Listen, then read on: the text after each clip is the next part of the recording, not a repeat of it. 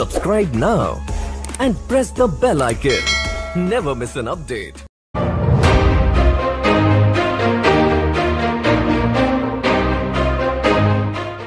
Welcome to ET unlimited. నేడు నవ్యాంధ్రప్రదేశ్లోని కృష్ణా జిల్లా మచిలీపట్నం పార్లమెంటు జనసేన అభ్యర్థి అయినటువంటి బండ్రెడ్డి రామకృష్ణ గారితో మనం ప్రత్యేక ముఖాముఖి ఉన్నాం. ఆయన నియోజకవర్గం మీద ఎంతవరకు కాన్సన్ట్రేషన్ చేశారు, సమస్యల మీద అవగాహన, జనసేన మేనిఫెస్టోని ప్రజలకు ఎంతవరకు తీసుకెళ్లారనే విషయం తెలుసుకున్నాం. అంటే మీరు ఎక్స్పెక్ట్ చేశారా రాజకీయాల్లో ఈ పాత్ర పోషించాలని యూత్గా ఉన్నప్పుడే? అంటే రాజకీయాలని అనుకోలేదు. కళ్యాణ్ గారికి అండదండగా ఉండాలి, అంటే కళ్యాణ్ గారు అన్ని త్యాగాలు చేసి రాజకీయాల్లోకి వచ్చారు అని చెప్పి మేము కూడా మా వంతు త్యాగం చేసి రావాలి, కళ్యాణ్ గారికి అండగా నిలబడాలి అని చెప్పి వచ్చి చేయడమే కానీ రాజకీయాలని అనుకోలేదు. 3 times MP, maybe 2 or 3 times Konakalla Narayana గారు చేశారు, వైసా బాలస్వామి గారు చేశారు. వాళ్ళిద్దరి మీద యుద్ధంలో మీరు పోరాడుతున్నారు. గెలిచే అవకాశాలు ఉన్నాయా? తప్పకుండా ఉంటాయండి. ప్రజలు మార్పు కోరుకుంటున్నారు. 2 terms ఎంపీగా చేసినటువంటి కొనకల్ నారాయణ గారు మన బందరు లేకపోతే మచిలీపట్నం నియోజకవర్గానికి సాధించింది ఏంటి అని ప్రజలు ప్రతి ఒక్కరు ఆలోచిస్తున్నారు, మార్పు కావాలని కోరుకుంటున్నారు. అలాగే మనకి బాడిగి రామకృష్ణ గారు ఉన్నప్పుడు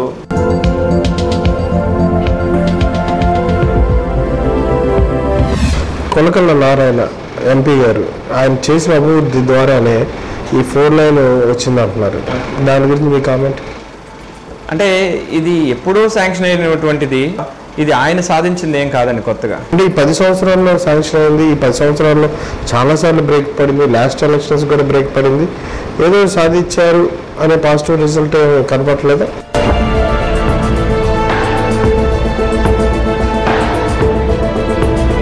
మీకు రైతు రుణమాఫీ జరిగిందా? జరగలేదండి.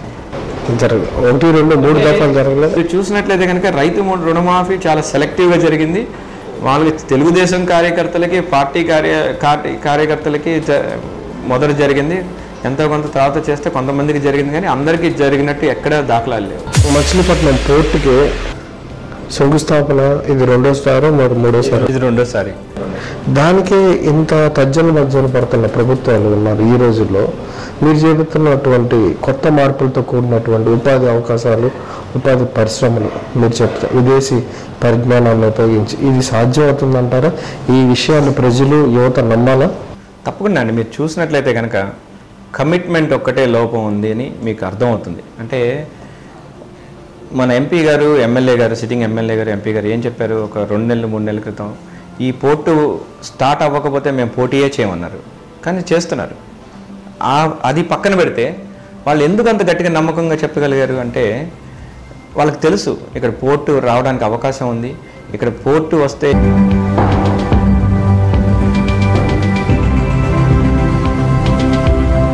పోర్టు సంబంధించిన నిర్మాణానికి కేటాయించిన కాంట్రాక్టుల విషయంలో కావచ్చు, పోర్టుకు సంబంధించి భూముల సేకరణకు సంబంధించి వివాదాలు, భూములు కోల్పోయిన రైతులకు, ప్రజలకు సంబంధించి జనసేన స్టాండ్ ఏంటి? వాళ్ళు చేపట్టిన విధానం కరెక్టేనా? నమస్కారం సార్. నమస్కారం అండి. ఎలా ఉన్నారు రామకృష్ణ గారు? బాగున్నాం. అంటే ఎలక్షన్స్ టైం కదా కొంచెం బాగా బిజీగా ఉండిపోయాం. మనం ఇప్పుడు 12 దాటింది, అయినా కూర్చొని మాట్లాడుతున్నాం. సో అన్నీ బాగున్నాయి. ఎలా ఉంది ప్రచార సరళ? ఎలా ఉంది? ప్రజా స్పందన ఎలా ఉంది? ప్రచారం చాలా బాగా జరుగుతుంది. స్పందన అయితే మనకి అన్ని వర్గాల దగ్గర నుంచి మద్దతు వస్తుంది. పెద్దలు, అలాగే మహిళలు, అలా యువత అందరూ ఆహ్వానిస్తున్నారు. మార్పు కోసం ఎదురు చూస్తున్నారు. అంటే మీరు ఎక్స్పెక్ట్ చేశారా రాజకీయాల్లో ఈ పాత్ర పోషించాలని యూత్గా ఉన్నప్పుడే? అంటే రాజకీయాలని అనుకోలేదు. కళ్యాణ్ గారికి అండదండగా ఉండాలి, అంటే కళ్యాణ్ గారు అన్ని త్యాగాలు చేసి రాజకీయాల్లోకి వచ్చారు అని చెప్పి మేము కూడా మా వంతు త్యాగం చేసి రావాలి, కళ్యాణ్ గారికి అండగా నిలబడాలి అని చెప్పి వచ్చి చేయడమే కానీ రాజకీయాలని అనుకోలేదు. అయితే పెడన నియోజకవర్గంలో, అలాగే మచిలీపట్నం నియోజకవర్గంలో, అటు అవనిగర్ నియోజకవర్గంలో పార్టీని బలోపేతం చేయడం కోసం తిరిగేవాడిని. అలాగే ప్రతిరోజు ఇలాగే ఉండేది మాది. 2 సంవత్సరాలు ఇలాగే పొద్దున్న 9ంటికి స్టార్ట్ అయితే రాత్రి ఏ టైం అవుతుందో తెలిసేది కాదు. ప్రజల్ని కలుసుకోవడం, కళ్యాణ్ గారి సిద్ధాంతాలను ప్రజలకు తెలియజేయడం, అలాగే దాదాపు సంవత్సరం క్రితం ప్రీ మేనిఫెస్టో రిలీజ్ అయినప్పటి నుంచి ప్రజలకు తీసుకెళ్ళి ప్రజలతో అంటే వాళ్ళకి ఎలా అనిపించింది తెలుసుకోవడం, ఇంకా ఏం యాడ్ చేయొచ్చు అని ఫీడ్బ్యాక్ తీసుకోవడం, అలాగే లోకల్గా ఉన్నటువంటి సమస్యలు తెలుసుకోవడం, వాటిని సాధ్యమైనందుకు మా లెవెల్లో మేము సాల్వ్ చేయడం, ఒకవేళ చేయలేకపోతే వేరే అంటే ప్రభుత్వానికి దృష్టి తీసుకెళ్ళడం, కలెక్టరేట్లో లెటర్స్ ఇవ్వడం, అలా కొన్ని సమస్యలు పరిష్కారం చేయగలిగాం. మీరు ఎన్ఆర్ఐ అంటారు, నిజమేనా? నేను వృత్తిరీత్యా అందరిలాగానే ఇప్పుడు కొంతమంది హైదరాబాద్లో వెళ్తారు, అలా వైజాగ్ వెళ్తారు. నేను అమెరికాలో కొన్ని సంవత్సరాలు ఉన్నాను, వచ్చేసాను. 2 ఏళ్ళ నుంచి ఇక్కడే ఉన్నాను, స్థిరపడిపోయాను. సో ఇక్కడే పుట్టి పెరిగాను. బందర్లోనే పుట్టాను. ఇక్కడే నిర్మలా హై స్కూల్కి వెళ్ళాను. తర్వాత ఇంజనీరింగ్ చేసి బయటికి వెళ్ళి MBA చేశాను. సో చదువుకోవడానికి బయటికి వెళ్ళి అక్కడే ఉన్నాను, ఇప్పుడు తిరిగి వచ్చేసాను. మీరు మళ్ళీ ఊళ్ళో గెలిచినా వాళ్ళు ఇక్కడ ఉంటారు, అక్కడికి కూడా వెళ్తారు? ఇది ఏదో పదవి కోసం రాజకీయాల కోసం వచ్చింది కాదు. మేము కళ్యాణ్ గారిని చూసి ఆయనని చూసి ఇన్స్పైర్ అయ్యి ఆయనతో ఎలా అయినా ప్రయాణం చేయాలని చెప్పి వచ్చేసాము. 2 ఏళ్ల క్రితమే వచ్చేసాము. వచ్చేసి అప్పటి నుంచి ఆయనలాగా కష్టపడాలి అనుకుని అన్న మనస్తత్వంతో ఇక్కడే ఉన్నాం. ఓడినా గెలిచినా ఇక్కడే ఉంటాం, ప్రజలకు అండగా ఉంటాం. గత 2 సంవత్సరాలుగా మీరు చూసినట్లయితే కనుక మేము సాధించిన విజయాలు ఎన్నో ఉన్నాయి. సో ఇక్కడే ఉంటామండి. మన ఊరు, మాకు ఎటువంటి వ్యాపారాలు లేవు, ఎటువంటి ఇది లేదు. సో ఇక్కడే ఉంటాం, బందర్లోనే ఉండి బందర్ నియోజకవర్గ ప్రజల కోరిక అంటే సమస్యలు పరిష్కరిస్తూనే ఉంటాం. 3 times MP, maybe 2 or 3 times Konakalla Narayana గారు చేశారు, వైసా బాలస్వామి గారు చేశారు. వాళ్ళిద్దరి మీద ఉద్దండుల మీద పోరాడుతున్నారు. గెలిచే అవకాశాలు ఉన్నాయా? తప్పకుండా ఉంటాయండి. ప్రజలు మార్పు కోరుకుంటున్నారు.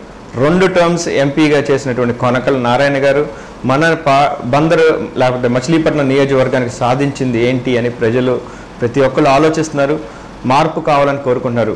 అలాగే మనకి బాడిగి రామకృష్ణ గారు ఉన్నప్పుడు కొత్త రైళ్ళు వచ్చినాయి, చాలా కొంతవరకు అభివృద్ధి చెందింది.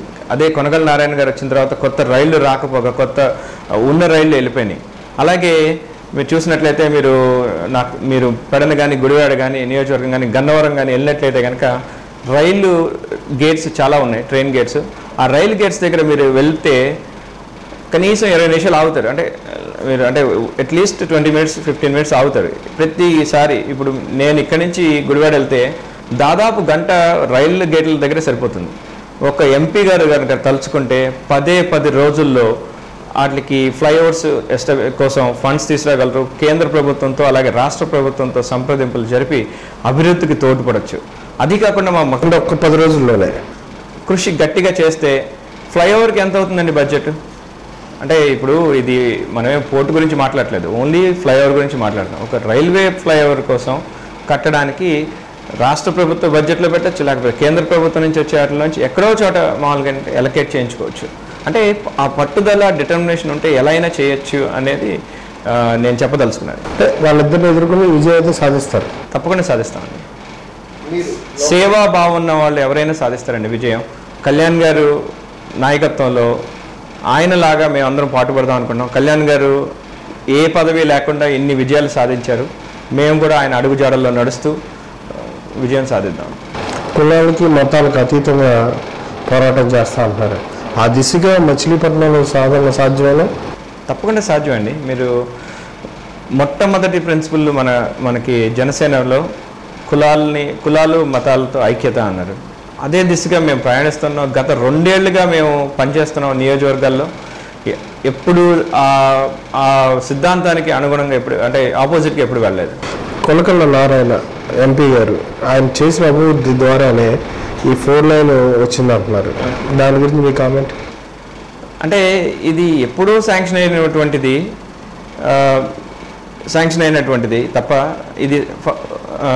తప్ప ఇది ఆయన సాధించింది ఏం కాదండి కొత్తగా. అంటే ఈ 10 సంవత్సరాల్లో శాంక్షన్ అయింది. ఈ 10 సంవత్సరాల్లో చాలాసార్లు బ్రేక్ పడింది, లాస్ట్ ఎలక్షన్స్ కూడా బ్రేక్ పడింది. ఏదో సాధించారు అనే పాజిటివ్ రిజల్ట్ కనపడలేదా? ఆల్రెడీ అప్రూవ్ అయిపోయింది. మన విజయం మన ఖాతాలో వేసుకోవడంలో తప్పే లేదు. అది రాజకీయ కోణంగా చూడాలా లేకపోతే అభివృద్ధి కోణంలో చూడాలా మీరు ఆలోచించుకోండి. అంటే 15 ఏళ్ల క్రితం వాజ్పేయి గారి గవర్నమెంట్లో అప్రూవ్ అయిపోయినటువంటి రోడ్లని ఇవాళ 2019లో మా ఖాతాలో వేసుకుంటారంటే వేసుకోండి. కాకపోతే ప్రజలకి తెలుసు మా వాజ్పేయి గారి గవర్నమెంట్లో అప్రూవ్ అయినటువంటి రోడ్ అని. ఇవాళ కొత్తగా మీ ఎంపీ గారు వాళ్ళ ఖాతాలో వేసుకుంటే ఎట్లా అండి? మరి మీరేం చెప్తారు? ఆయన ఫెయిల్యూర్స్ ఏంటి అసలు? మరి నేను చెప్తానండి. మచిలీపట్నం నియోజకవర్గం వచ్చి మనకి సముద్ర తీర ప్రాంతం, ఒక దాదాపు 100 కిలోమీటర్స్ 100 కిలోమీటర్లు సముద్ర తీర ప్రాంతం. మనం అభివృద్ధి చేయాలనుకుంటే బోల్డ్ అండ్ ఇండస్ట్రీస్ తీసుకురావచ్చు. ఫస్ట్ ఆఫ్ ఆల్ మనకేమవుతుందంటే అన్ఎంప్లాయ్మెంట్ చాలా హై ఉందండి. హై ఉండడం వల్ల ఇక్కడ నుంచి అందరూ మైగ్రేట్ అయ్యి వెళ్ళిపోతున్నారు. బందర్ నియోజకవర్గం గత ఎన్నికలతో పోల్చినట్టయితే కనుక ఈ ఎన్నికల్లో జనాభా సంఖ్య తగ్గిపోయింది. దానికి కారణం ఏంటంటారు? మామూలుగానే కొత్త స్కిల్స్ డెవలప్ చేయట్లేదు. ఎడ్యుకేషన్ అయితే ఉంది. ఇండస్ట్రియల్ కారిడార్ సంబంధించి ఇంతకుముందు హామీ ఏది ఇచ్చినట్టు నేను అక్కడికి వెళ్తున్నానండి. సో హామీలుగానే మిగిలిపోయినాయి మీరు చెప్పినట్టుగా. కానీ అలాగే మేనిఫెస్టోలోనే మిగిలిపోయినాయి, ప్రాక్టికల్గా అప్లై అవ్వలేదు. మీరు చూసినట్లయితే కనుక మైగ్రేషన్ ఎందుకు అవుతుంది అని చూస్తే కనుక ఎంప్లాయ్మెంట్ లేక వెళ్ళిపోతున్నారు. మనకి ఇన్ని న్యాచురల్ రిసోర్సెస్ ఉన్నాయి. సముద్ర తీర ప్రాంతంలో దాదాపు 100 కిలోమీటర్లు ఉంది. మనకి ఇన్ఫ్రాస్ట్రక్చర్ చేసుకోవడానికి మనకి అక్కడ నర్సాపురం నుంచి ఇటు రేపల్ల వరకు ట్రైన్ వేసుకోవచ్చు. అలాగే మన నర్సాపురం నుంచి ఇటు బంటుమిల్లి నుంచి మచిలీపట్నం నుంచి అవనగడ్డ, అంటే దాదాపు 10 నుంచి 20 కోట్లు ఖర్చు పెడితే 1 కిలోమీటర్కి రైల్ రోడ్ వస్తుంది. రెండు సైడ్లు డబుల్ లైన్ వస్తుంది. అలాంటి అభివృద్ధి చేయడానికి అవకాశం ఉన్నటువంటి నియోజకవర్గంలో ఎటువంటి అభివృద్ధి చేయలేదు. మనకి ఇండస్ట్రియల్ కారిడార్ సెటప్ చేయడానికి మంచి అవకాశం ఉంది. సముద్ర తీర ప్రాంతాల్లో ఎక్కువ ఇండస్ట్రీస్ పెడతారు. మనకి ఇలాంటి నియోజకవర్గం ఇంకెక్కడ ఉంటుందంటే మన దేశంలో అయితే బాంబే, చెన్నై. ఎందుకంటే మనకి 1617లోనే మనకి వర్తకులు వచ్చేవాళ్ళు మన మచిలీపట్నం పోర్ట్ యూస్ చేసుకుని. అలాంటిది ఇవాళ రోజున ఒక్క ఓడ కూడా రావట్లేదు. అంత క్రితం దాదాపు 1500 ఓడలు వస్తూ ఉండేవి అని విన్నాము చరిత్రలో. 400 ఏళ్ళ క్రితం 300 ఏళ్ళ క్రితం. అయితే అభివృద్ధి కుంటుపడిపోయింది. ఎటువంటి కొత్త ఫ్యాక్టరీలు, కొత్త ఇండస్ట్రీస్ రాలేదు. అదే మేము అధికారంలోకి రాగానే కాలేజ్ నుంచి బయటకు వచ్చే వాళ్ళకి ట్రైనింగ్ ఇన్స్టిట్యూట్స్ పెడతాం, స్కిల్ బేస్డ్ డెవలప్మెంట్ సెంటర్స్. అంటే చదువుకున్నది బాగుంటుంది, కానీ ఏంటంటే ఉద్యోగానికి ఉపాధికి కల్పించేటువంటి ట్రైనింగ్ సెటప్ చేసి ఇన్వెస్టర్స్తో మాట్లాడి మనకి ఈ సముద్ర తీర ప్రాంతంలో గ్రీన్ ఇండస్ట్రీస్ తీసుకొస్తామండి. Solar industries. For example Kalyan garu ఏం చెప్పారు, మేనిఫెస్టోలో ప్రతి రైతుకి ఒక సోలార్ మోటార్ అందిస్తాను. ఆ మోటార్ ఇక్కడే ఎందుకు మ్యానుఫ్యాక్చర్ కాకూడదండి? ఇన్ని రీసోర్సెస్ ఉన్నాయి మనకి, ఇక్కడే ఎందుకు మ్యానుఫ్యాక్చర్ కాకూడదు? అలాగే మనకి నీటి ప్రాబ్లము, మీరు ఏ నియోజకవర్గం వెళ్ళినా మచిలీపట్నం పార్లమెంటరీలో నియోజకవర్గాల్లో నీటి సమస్య ప్రధానమైన సమస్య. అటు తాగునీరు ఇటు సాగునీరు రెండింటికి ప్రాబ్లమే. ఆ నీటి ప్రాబ్లం సాల్వ్ చేయొచ్చు. మనకి సముద్ర తీర ప్రాంతంలో ఆ వాటర్ని తీసుకుని డీసాల్టిఫై చేసి ప్రాసెస్ చేసి వాడచ్చు. మీరు దుబాయ్ కానీ సౌదీ అరేబియా కానీ వెళ్ళినట్లయితే కనుక వాళ్ళకి న్యాచురల్గా వాటర్ లేవు. ఈ వాటర్ని దాన్ని ప్యూరిఫై చేసి వాడుతూ ఉంటారు. సో దానివల్ల ఎటువంటి అంటే ప్రాబ్లమ్స్ లేవు, సైడ్ ఎఫెక్ట్స్ లేవు అని మనం సైంటిఫికల్గా తెలుసుకున్నాం కాబట్టి దాన్ని యూజ్ చేయొచ్చు. సో ఒక కొత్త ఇండస్ట్రీ వచ్చేసింది ఆల్రెడీ మీకు.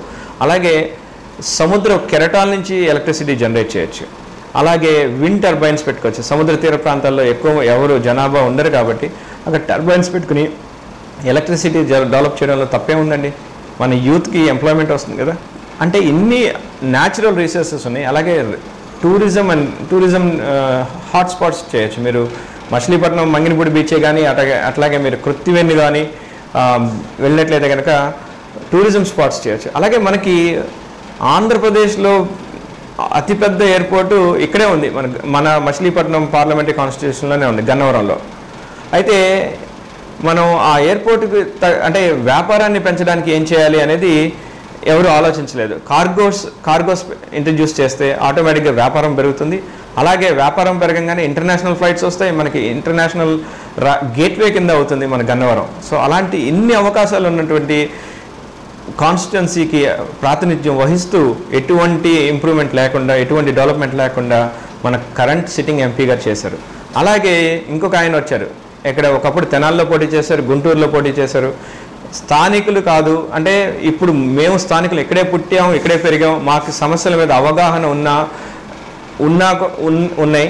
అలాగే ఎంపీ గారు ఉన్నా కూడా ఏం చేయలేకపోయారు. బయట నుంచి వచ్చి స్థానిక సమస్యలు అర్థం చేసుకునేటప్పటికి దాదాపు 3-4 ఏళ్ళు పడుతుంది. అది కాకుండా అనర్గళంగా ఇంగ్లీషు తెలుగులో మాట్లాడి పార్లమెంట్లో మన ప్రజల్ని రిప్రజెంట్ చేయగలిగి ఉండాలి. ఈ రెండు ఉన్నాయా లేదో మీరే చెప్పండి, నేను వింటాను. మచిలీపట్నం పోర్టుకి శంకుస్థాపన ఇది రెండోసారి, మరి మూడోసారి? ఇది రెండోసారి దానికే ఇంత తర్జన భర్జన పడుతున్న ప్రభుత్వాలు ఉన్నారు ఈ రోజుల్లో. మీరు చెబుతున్నటువంటి కొత్త మార్పులతో కూడినటువంటి ఉపాధి అవకాశాలు, ఉపాధి పరిశ్రమలు మీరు చెప్తారు విదేశీ పరిజ్ఞానాన్ని ఉపయోగించి ఇది సాధ్యమవుతుందంటారా? ఈ విషయాన్ని ప్రజలు, యువత నమ్మాలా? తప్పకుండా అండి. మీరు చూసినట్లయితే కనుక కమిట్మెంట్ ఒక్కటే లోపం ఉంది అని మీకు అర్థమవుతుంది. అంటే మన ఎంపీ గారు, ఎమ్మెల్యే గారు, సిట్టింగ్ ఎమ్మెల్యే గారు, ఎంపీ గారు ఏం చెప్పారు? ఒక 2 నెలలు 3 నెలల క్రితం ఈ పోర్టు స్టార్ట్ అవ్వకపోతే మేము పోటీయే చేయమన్నారు. కానీ చేస్తున్నారు. అది పక్కన పెడితే వాళ్ళు ఎందుకు అంత గట్టిగా నమ్మకంగా చెప్పగలిగారు అంటే వాళ్ళకి తెలుసు ఇక్కడ పోర్టు రావడానికి అవకాశం ఉంది, ఇక్కడ పోర్టు వస్తే ఇక్కడ ఎంప్లాయ్మెంట్ వస్తుందని తెలుసు. కానీ కమిట్మెంట్ లేదు. ఉన్న గవర్నమెంట్కి కమిట్మెంట్ ఉంటే ఇలాంటివన్నీ సాధించవచ్చండి. కమిట్మెంట్ లోపం వల్లనే ప్రతి రాజకీయ పార్టీ ప్రతి 5 ఏళ్లకి మనల్ని ఆడుకుంటున్నాయి. ఆ కమిట్మెంట్ లోపమే మన ప్రాబ్లం. కమిట్మెంట్ జనసేన దగ్గర ఉంది, తప్పకుండా ఉందండి. మీ దగ్గర కూడా? మా దగ్గర తప్పకుండా ఉంది. మేము ప్రజల పక్షాన ఉన్నాము, మేము పోర్టు తీసుకొస్తాం. ఇది మొదటి 2 సంవత్సరాల్లోనే దానికి అంటే మేజర్ డెవలప్మెంట్ అయిపోతుంది. మేము రెండో క్వశ్చన్ లేదండి. మేము వచ్చింది ప్రజల కోసం, ప్రజల పక్షాన పోరాడతాం. ఇది one of the major agenda items. Port సంబంధించిన నిర్మాణానికి కేటాయించిన కాంట్రాక్టుల విషయంలో కావచ్చు, పోర్టుకు సంబంధించి భూముల సేకరణకు సంబంధించి వివాదాలు, భూములు కోల్పోయిన రైతులకు, ప్రజలకు సంబంధించి జనసేన స్టాండ్ ఏంటి? వారు చేపట్టిన విధానం కరెక్టేనా? అంటే మేము అసలు ఫస్ట్ నుంచి డిసగ్రీ చేస్తూనే ఉన్నాం. అంటే మీరు సింగపూర్ తీసుకున్నట్లయితే కనుక ప్రపంచంలో సెకండ్ లార్జెస్ట్ పోర్ట్ 2500 ఎకరాల్లో కట్టారు. మనకి ఆల్రెడీ 5-6 వేల ఎకరాల భూములు ఉన్నాయి అసైన్ చేసినవి. అలా కాదని గత సంవత్సరం ఏం చేశారండి, దాదాపు 30,000 చిల్లరి ఎకరాలు తీసి పోర్టుకి అని చెప్పి తీసుకున్నారు. అది పేద ప్రజలు, పేద రైతుల దగ్గర నుంచి తీసుకున్నటువంటిది. అసలు దానికి అంటే ప్రజలతో సంప్రదించాలి కదా, రైతులతో సంప్రదించాలి. ఎటువంటి సంప్రదింపులు లేకుండా దాన్ని అమ్మకానికి అడ్డుగా ఒక జీవో పాస్ చేసి రాత్రికి రాత్రి జీవో పాస్ చేసేసి అన్యాయంగా పేద ప్రజల భూములు ఎటు కాకుండా చేస్తారు. అంటే 36,000 ఎకరాలు ఎందుకండి? ఒక పోర్టు కట్టాలంటే మీకు పోర్టు అటువైపు మంగినపూడి వైపు ఉంది పెట్టిన ప్రపోజల్, ఇక్కడ భూములు తీసుకుంటున్నారు మన పోతేపల్లి వైపు. దానికి 10-15 కిలోమీటర్ల దూరం ఉంది. అవసరమా అండి? వచ్చి ఇండస్ట్రీస్ పెట్టే వాళ్ళకి భూములు దారదత్తం చేస్తారంటారా? ఇండస్ట్రీస్ అంటే పర్వాలేదు పోనీ, ఇండస్ట్రీస్ అది కూడా క్లియర్ కట్ ప్లాన్ లేదు కదా. అది ఏది మనకి ఒక బ్లూ ప్రింట్ ఇచ్చి దీనికి వాడతామని చెప్తే ప్రజలు ఎంతో కొంత నమ్మడానికి అవకాశం ఉంది. ఇది భూ కబ్జా, ఒక భూదందా తప్ప మరొకటి ఏది లేదండి. రాష్ట్ర ప్రభుత్వం అలాగే ఇక్కడ లోకల్ ఎమ్మెల్యే గారు, సిట్టింగ్ ఎమ్మెల్యే గారు, ఎంపీ గారు కలిసి కొన్ని అంటే స్వార్థ కంపెనీలకు ఇవ్వదలుచుకున్నదే తప్ప వేరేది ఏం లేదండి. మీరు మీ కాన్స్టిట్యున్సీస్ అన్ని ఒక రకంగా చూస్తే తాగునీటిలో ఫ్లోరైడ్ కూడా మిల్ట్ అవుతుంది. గన్నవరం కావచ్చు, లేకపోతే కావచ్చు, కావచ్చు. అలాగే యువతకు సంబంధించి మౌలిక సదుపాయాల కల్పనకి కాలేజీలు కానీ ఇవన్నీ లేవు. మీ పరిధిలో, కేంద్ర పరిధిలో అయినా సరే కొన్ని తీసుకురావడానికి జాతీయమైనటువంటి ఇన్స్టిట్యూషన్స్ తీసుకురావడానికి అవకాశం ఉంటుంది. ఆ రకమైన ప్రయత్నాలు ఆలోచించారా? ఏం చేయాలని ఆలోచన? ఈ స్కిల్ బేస్డ్ అలాగే ఇండస్ట్రీస్తో పాటు మన యువత మీద ప్రత్యేకమైన శ్రద్ధ పెట్టి మనకి అంటే కృష్ణా జిల్లాలో ఎస్పెషలీ మన మచిలీపట్నం కాన్స్టిట్యున్సీలో ఒకటి మెడికల్ కాలేజ్ ఉంది. ఇంకొక మెడికల్ కాలేజ్ తీసుకొచ్చి మన ఎస్టాబ్లిష్ చేయాలని ఒక ప్లాన్ ఉంది. అలాగే సూపర్ స్పెషాలిటీ హాస్పిటల్ని తీసుకురండి ఇక్కడికి రావాలండి. మనకి సూపర్ స్పెషాలిటీ హాస్పిటల్ కావాలంటే మనం చాలా దూరం వెళ్తాము. అది కాకుండా ఇది జిల్లా హెడ్ క్వార్టర్స్ అనమాట. జిల్లా హెడ్ క్వార్టర్స్లో ఉండాల్సినవన్నీ అంటే స్టాఫ్ ఎవరు ఇక్కడ ఆపరేట్ అవ్వట్లేదు. కలెక్టర్లు కానీ మామూలుగా సీనియర్ ఆఫీషియల్స్ కానీ అందరూ విజయవాడలోనే ఉంటున్నారు. అంటే మనం తేల్చుకోవాలి, అంటే ఏదర్ జిల్లాని హెడ్ క్వార్టర్స్ ఇక్కడికన్నా పూర్తిగా మార్చాలి, లేకపోతే 2 జిల్లాల కింద కృష్ణా జిల్లాని విడగొట్టాలండి. లేకపోతే పాలన సరిగ్గా సాగదు. ఇంకొకటి చెప్పదలుచుకునేది అంటే ప్రతి మండలానికి ఒక జూనియర్ కాలేజ్ అనేది మ్యాండేటరీ చేయాలి అని నేను అనుకుంటున్నా. మేము ప్రతిపాదిస్తాము. అలాగే మేము రాగానే వెంటనే అది అమల్లోకి తీసుకొస్తాము. మీరు పొత్తు బీఎస్పీతో అనుభవంగా పెట్టుకున్నారు, కమ్యూనిస్టులతో అనుకుంటుంది. ఈ 2 అంశాలు మీకు పార్లమెంట్ పరిధిలో ఎంతవరకు కలిసి వచ్చే అంశాలు? డెఫినెట్గా అండి. అంటే ముందు ప్రజా సమస్యలు, పోరాట యోధులు అనేటువంటి వామపక్షాలతో వెళ్ళడం మాకు చాలా గర్వకారంగా ఉంది. అలాగే బీఎస్పీ అంటే బడుగు బలహీన వర్గాల నుంచి అంటే పార్టీని మద్దతు తీసుకోవడం మాకు చాలా గర్వంగా ఉంది. ఈ రెండు ప్రజాబలం ఉన్నటువంటి పార్టీలే. ఒకళ్ళేమో పోరాటాలు చేశారు, ప్రజల కోసం ఎన్నో త్యాగాలు చేశారు. అలాగే బలహీన వర్గాల కోసం త్యాగాలు చేసినటువంటి పార్టీ బీఎస్పీ. కాంశీరామ్ గారి ఐడియాలజీతో వచ్చినటువంటి పార్టీ బీఎస్పీ. సో ఇంత బలమైన సామాజిక వర్గం, అలాగే బలమైన పార్టీలు అంటే కలిసి మాతో ప్రయాణించడం మాకు చాలా బలం. డెఫినెట్గా ప్రజల దగ్గర మంచి ఆదరణ వచ్చింది. ఈ బీఎస్పీ అలయన్స్ అలాగే వామపక్షాల అలయన్స్ దగ్గర నుంచి మరింత బలం మా జనసేనకి తోడ్పడింది. మీరు మచిలీపట్నానికి సంబంధించి ఉన్న కళలకు సంబంధించిన వాటి మీద కానీ బ్రాండ్ ఇమేజ్ని కాపాడడానికి ఇక్కడ అంతరించిపోతున్న సేవలకు సంబంధించిన ఆలోచనలు చేస్తున్నారు? తప్పకుండా అండి. మనకి మచిలీపట్నం వచ్చేటప్పటికి 2 ప్రాచీన పరిశ్రమలు ఉన్నాయి. ఒకటి రోల్డ్ గోల్డ్ కవరింగ్, అలాగే కలంకారీ చేనేత పరిశ్రమలు. సో వీటి మీద ఆధారపడి ఎంతోమంది ఆధారపడి ఉన్నారు. దాదాపు 30% ఆధారపడి ఉన్నారు.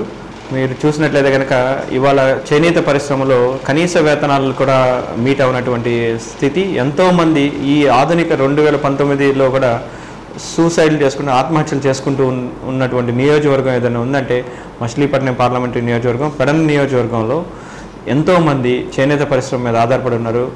ఒక భార్యాభర్త 2 రోజులు 3 రోజులు కలిసి ఒక చీర నేస్తే వాళ్ళకి వచ్చేది 350 రూపాయలు. 350 రూపాయలతో ఎలా బతుకుతారండి?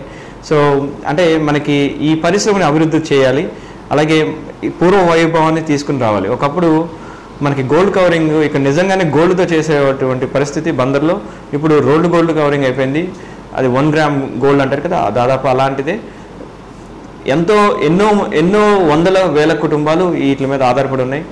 వీటికి ఒక ట్రైనింగ్ సెంటర్, ఒక గోల్డ్ కవరింగ్ ట్రైనింగ్ సెంటర్ ఏర్పాటు చేసి దానిలో ఆధునిక టెక్నాలజీస్ని ఇంప్లిమెంట్ చేసి దీన్ని ప్రపంచవ్యాప్తంగా బయటికి తీసుకెళ్ళడానికి చేస్తాం. అలాగే చేనేత పరిశ్రమకి ప్రపంచంలో బయట రాష్ట్రాల్లో అలాగే విదేశాల్లో ఎంతో డిమాండ్ ఉంది.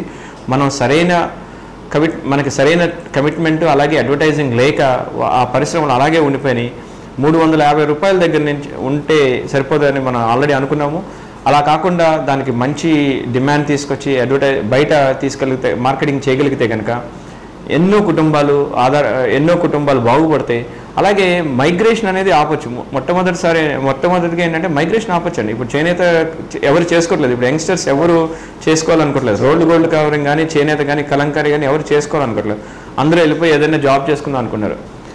దానికి ఆధునిక టెక్నాలజీ తీసుకొచ్చి ఇప్పుడు చేనేతలోనే ఊడంతుంది. ఇప్పుడు ఫర్ ఎగ్జాంపుల్ ఇక్కడ నేత చీరలు చేస్తారు. అలా కాకుండా సిల్క్ చీరలు, ఇప్పుడు పట్టు చీరలు ఎలా నేస్తారు, ఆ ట్రైనింగ్ ఇన్స్టిట్యూట్ ఒకటి పెట్టి దాని ద్వారా ప్రజల్ని ప్రభావితం చేసి దానిలో ఎక్కువ లాభాలు ఉంటాయి కాబట్టి పట్టు చీరల్లో దాని ద్వారా ప్రభావితం చేసి అంటే లివింగ్ స్టాండర్డ్స్ పెంచాలనేది మా కోరిక. సో దాని మీద ప్రత్యేక శ్రద్ధ వహించి చేనేత పరిశ్రమ మీద అలాగే రోల్డ్ గోల్డ్ కవరింగ్ మీద ఒకప్పుడు మనకి షిప్స్ తయారయ్యాయండి. ఇక్కడ మచిలీపట్నంలో ఓడలు ఇక్కడ తయారయ్యాయి. ఇప్పుడు అటువంటి పరిస్థితి లేదు. ఆ ఇండస్ట్రీ ఎక్కడికి వెళ్ళిందో తెలియదు. అలాంటి మళ్ళీ అంటే ట్రెడిషనల్గా ఇదివరకు తయారైనవి ఇక్కడ తీసుకొచ్చి మళ్ళీ పూర్వ వైభవం కల్పించాలని మాకు గట్టి పట్టుదల. అలాగే మా కళ్యాణ్ గారి నాయకత్వంలో అవి సాధించుకుని తీరుతామని మా గట్టి నమ్మకం. తాగునీటి అవసరాలకి కేంద్రం కూడా డబ్బులు కొంతమేర ఖర్చు పెడతా వస్తుంది. ఇది నిధులు కానీ ఏదైనా కానీ దాని విషయంలో ఏమైనా క్లారిటీ ఉందా తాగునీటి అవసరాలు తీర్చడానికి? సో తాగునీటి సమస్య అంటే కేంద్ర ప్రభుత్వం డబ్బులు ఇచ్చినా అది మనకి ప్రస్తుతానికి రాష్ట్ర ప్రభుత్వం ద్వారానే వస్తున్నది. అది ప్రజలకు చేరట్లేదు. అంటే ఆ సమస్య పరిష్కారానికి అయితే ఇప్పటివరకు ఉపయోగపడలేదు అనేది మేము బలంగా నమ్ముతున్నాము. సమస్యకి పరిష్కారానికి ఉపయోగపడి ఉంటే ఈ పాటికి ఎవరికి ప్రాబ్లం ఉండేది కదా. మంచినీటి ప్రాబ్లం ఎక్కడ ఉండకూడదు అసలు. నిజానికి మనకి ఏంటంటే కృష్ణా డెల్టాలో ఉన్నటువంటి కృష్ణా జిల్లాలో మంచినీటి ప్రాబ్లం అంటే ఎలా అండి? సో అది ఎటువంటి ఉపయోగం అంటే ఎవరి జేబులో కన్నా వెళ్ళేమో తెలియదు, కానీ అదైతే ప్రజలకైతే ఉపయోగపడలేదు ఆ డబ్బులు. వీటితో పాటు నియోజకవర్గాల వారిగా మీరు తిరుగుతూ ఉన్నారు. అవునండి. కార్యకర్తలను బిల్డ్ చేసుకుంటే పార్టీని బిల్డ్ చేసుకుంటున్నారా, లేదంటే ఈ ఎలక్షన్ వరకే ఈ తతంగం వరకు హడావుడిగా నడుస్తూ ఉంది? స్ట్రక్చర్ అనేది పర్మనెంట్ స్ట్రక్చర్ అనేది ఏర్పాటు చేసుకుంటున్నాము. కానీ ఎలక్షన్ అనేది చాలా అతి తక్కువ కాలంలో ఉంది. సో ఎంత ఫాస్ట్గా చేయగలిగితే అంత ఫాస్ట్గా చేస్తున్నాం. మాకు ఆల్రెడీ అంటే 2 ఏళ్ళ నుంచి తిరుగుతున్నాం కాబట్టి ఇదే కాన్స్టిట్యున్సీలో ఆల్రెడీ అందరూ తెలిసిన కార్యకర్తలు, తెలిసిన జన సైనికులే ఉన్నారు. స్ట్రక్చర్ అందరూ అంటే స్ట్రక్చర్ ఆల్రెడీ ఉంది, కానీ దాన్ని హైరార్కికల్ స్ట్రక్చర్ లేదు. అందరూ జన సైనికులమే.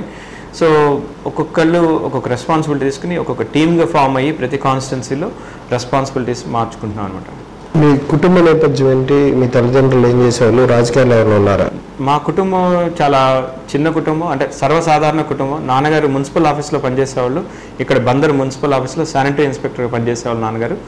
సో మమ్మల్ని చాలా కష్టపడి చదివించారు. మేము నిర్మలా హై స్కూల్కి వెళ్ళేవాళ్ళం. మాకు ఒక్కొక్కసారి అంటే పెద్ద ఫ్యామిలీ మాది. నాన్నగారు వాళ్ళు 7 అన్నదమ్ములు, అందరం కలిసి అందరం పంచుకుంటూ ఉండేవాళ్ళం కష్ట సుఖాలన్నీ.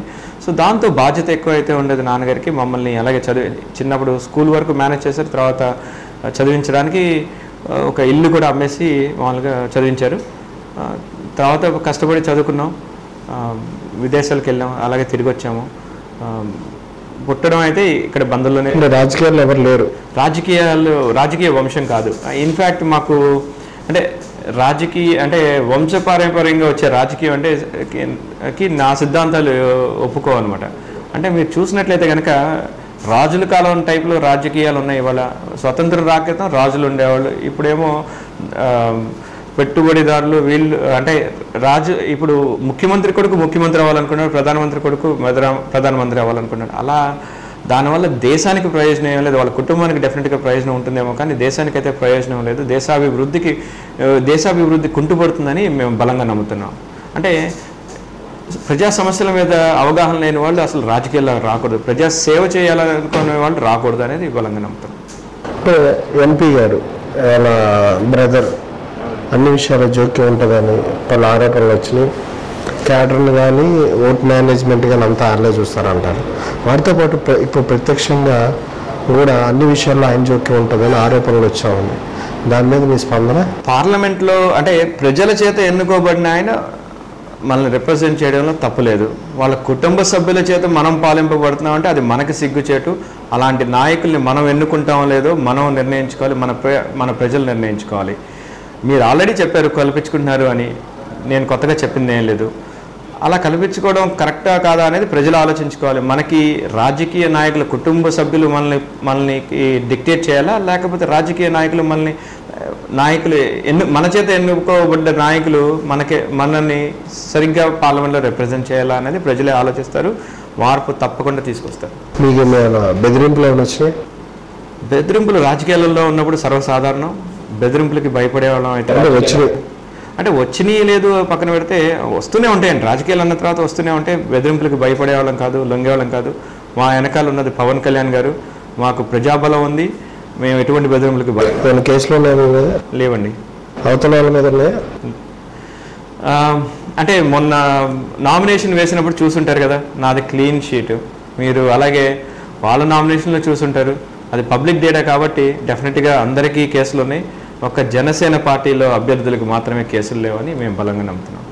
చివరిగా రైతులకు సంబంధించి రాష్ట్ర ప్రభుత్వం 9,000, కేంద్రం 6,000 రూపాయలు ప్రకటించి చేస్తూ ఉంది. మీరేమో 5,000 రూపాయలు పెన్షన్ ఇస్తానని, ప్రభుత్వం వస్తానని జనసేన ప్రకటించింది. రైతులు ఎటువైపు ఉండాలంటారు? సో ఇందులో రెండు కొత్తవి చెప్పారు మీరు. ఒకటి ఏంటంటే క్లారిఫికేషను, కరెక్ట్గా 45 రోజులు ఎలక్షన్స్ ముందు కేంద్ర ప్రభుత్వం అలాగే రాష్ట్ర ప్రభుత్వం కొత్త తాయిలాలు ప్రకటించారు మీరు చెప్పినట్లుగా. అంటే రైతులు ఎలక్షన్స్ ముందు గుర్తొచ్చారండి వీళ్ళకి, రాష్ట్ర ప్రభుత్వానికి కేంద్ర ప్రభుత్వానికి. రైతులు మనకు అన్నం పెడుతున్నారు, మన ఎకానమీకి మనకి వాళ్ళు సపోర్ట్ బ్యాక్ బోన్. అలాంటి రైతులు ఎలక్షన్స్ ముందే గుర్తొస్తారండి వీళ్ళకి? అలా కాదండి. రైతులకి ఇవ్వాల్సిన గౌరవం ఎప్పుడూ ఇస్తూనే ఉండాలి. అందుకే పవన్ కళ్యాణ్ గారు మేనిఫెస్టో చూసినట్లయితే కనుక ప్రతి రైతుకి ఎకరానికి 8,000 ప్రకటించారు. అలాగే 60 ఏళ్ళు దాటిన ప్రతి రైతుకి 5,000 పెన్షన్ ప్రకటించారు.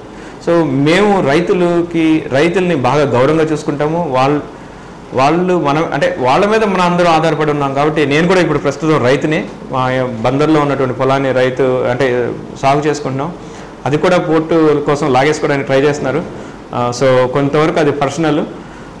సో రైతులు అంటే మాకు చాలా గౌరవం. ఇందాక చెప్పినట్టు రైతులు డెఫినెట్గా జనసేన వైపే ఉన్నారు. రైతులు చూస్తున్నది జనసైనికుడి వైపే.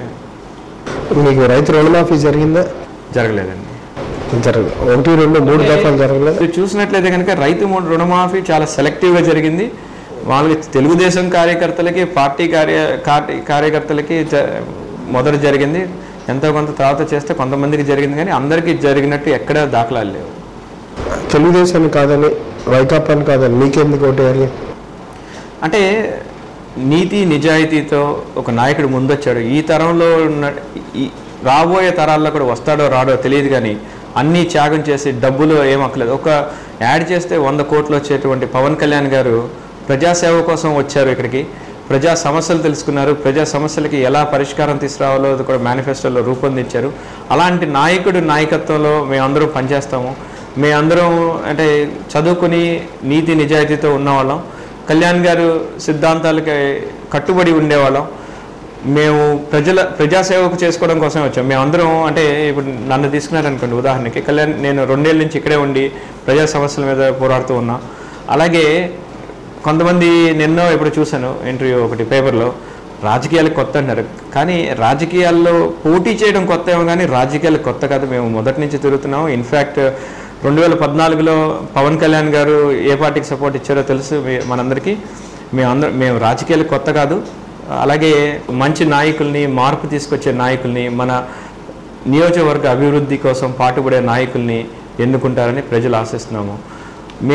మాకు వ్యాపారాలు లేవండి. మేము ఎక్కడికి వెళ్ళాం, ఇక్కడే ఉంటాం. బందర్లోనే కూర్చుని ప్రజా సమస్యల మీద పోరాటం చేస్తాం. గెలిచినా గెలవకపోయినా ఇక్కడే ఉంటాం, ఇక్కడే పోరాటాలు చేస్తాం, ప్రజలకు ఉపయోగపడతాం, ప్రజా సేవ చేసుకుంటాం.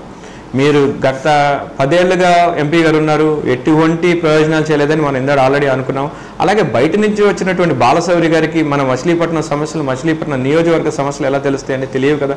ఇవన్నీ అర్థం చేసుకునేటప్పటికి ఆయన టర్మ్ అయిపోతుంది. ఆల్రెడీ 10 ఏళ్ళు వేస్ట్ చేస్తాం. ఇంకొక 5 ఏళ్ళు వేస్ట్ చేయడానికి ప్రజలు రెడీగా లేరు. ప్రజలు మార్పు కావాలని బలంగా కోరుకుంటున్నారు.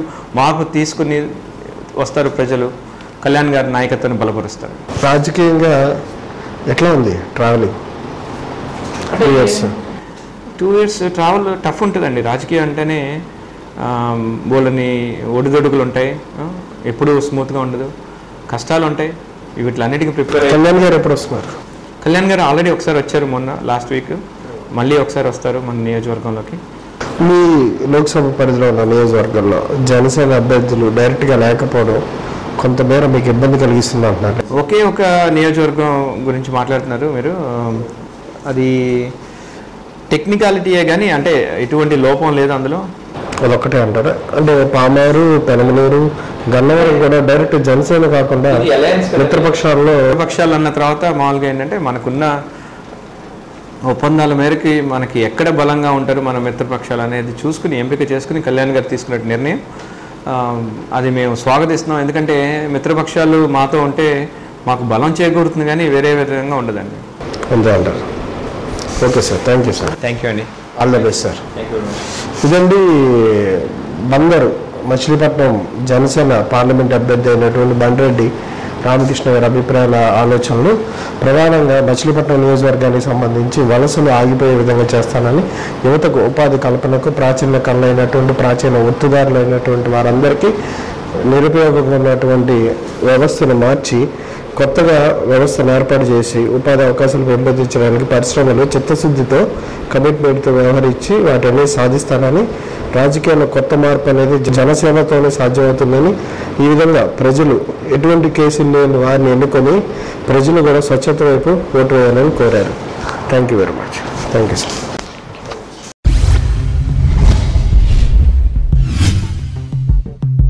Subscribe now and press the bell icon. Never miss an update.